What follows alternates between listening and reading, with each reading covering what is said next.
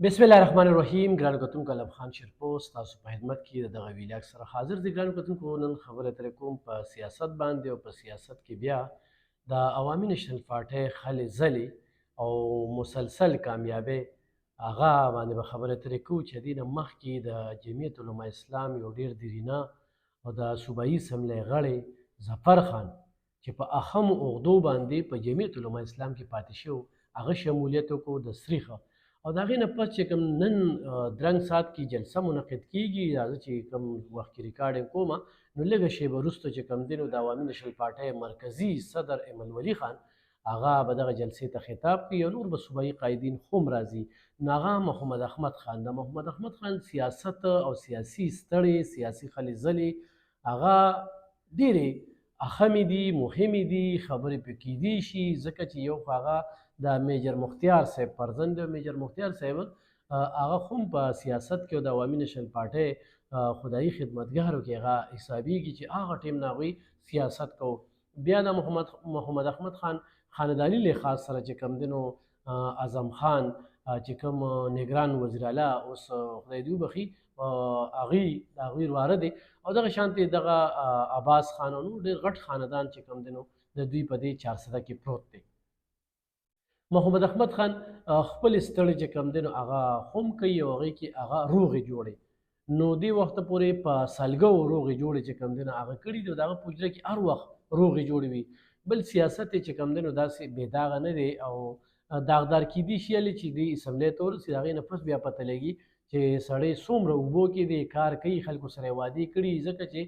دلته کې خو داغدار او د بې داغه پته دغه ځای نه لګي. او موږ دا ډېر پیګانې مینیګان ولیدل چې په تقریرونو کې څه وایي، اول ته چې کله اسمبلو ته لاړ شي بیا یې په دوربین کې نیسي کې بیا بدل شي. نو دا خو یو بېله خبره ده. خو نن د محمد خان عوامي نېشنل پارټۍ ته راتګ چې کوم دی، دا د عوامي نېشنل پارټۍ لپاره ډېره لویه کامیابي ده، او د هغه سره خپل ووټ بینک بیلنس چې کوم دی بینک ښه کافي زیات دی. د هغه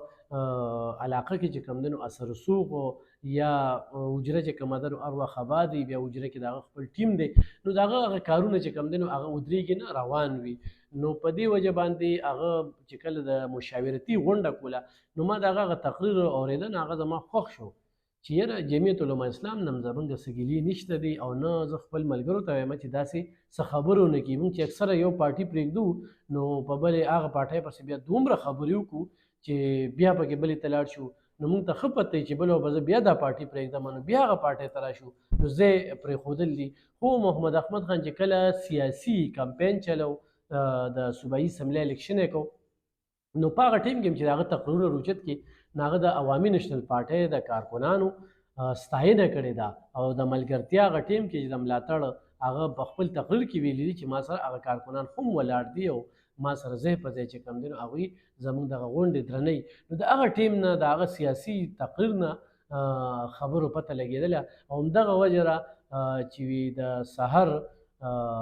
بوله چې کوم دی ماښام کې واپس بیا راشي، نو هېڅ خبره نه ده. نو عوامي نېشنل پارټي چونکې د هغوی د پلار په نیکه ده، خو محمد خان پکې یو هجرت وکړو، جمعیت علما اسلام ته پکې لاړه، او واپس چې کوم دی نو بیا عوامي نېشنل پارټۍ ته راغی. خو زما اهمه خبره په دې باندې ده چې موږ سیاستدانان اکثر موږ د ورکرانو ته په دې سټیج باندې هغه څه وایو، او بیا خپلو کې هلته کې روغ یو، او موږ ورکران چې کوم دی نو بیا هغوی پې سر ځان له یو بل نه ماتوي. نو په دې سیاست باندې جنګ جګړې نه دي پکار، او هغې کې بیا د محمد خان دغه تقریرونه مخې ته کېږدي چې هغه تقریرونه کړي دي، ټو د پاینټ خبرې کړي دي، په غلط سړي خبرې کړي دي، په بدمعاش سړي خبرې کړي دي، خو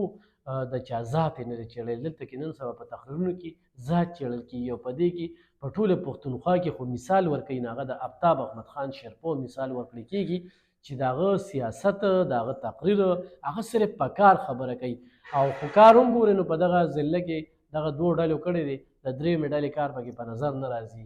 نو محمد خان نن په عوامي نېشنل پارټۍ کې شمولیت کوي، دا د عوامي نېشنل پارټۍ لپاره ډېره د کامیابۍ خبره ده. په دغه څو خبرې کولې، انشاءالله بل ویلاګ کې بیا